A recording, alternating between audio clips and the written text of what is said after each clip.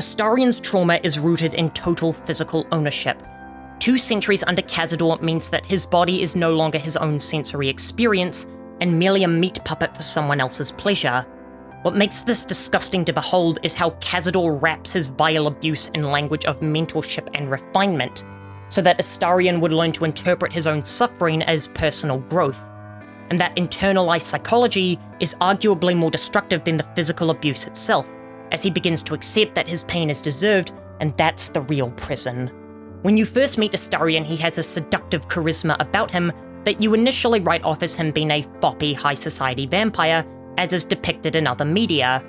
As in those examples, the vampires see themselves as the higher, more refined life forms that are gracing the grisly humans with their charm.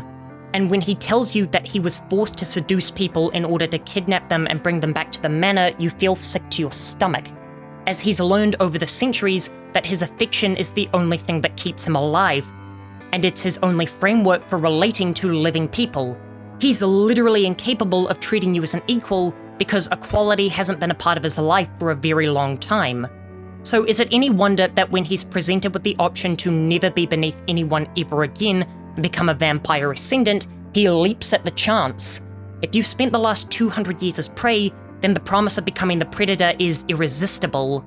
I disagree with the assumption that Astarion is evil and wants to become the ascendant due to a failure in his morality.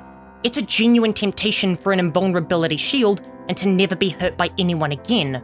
But if you can get him to recognize that perpetuating abuse will never break the cycle, then he chooses something much harder, to accept that he'll always be vulnerable and terrified, but he won't become the monster the world already sees him as.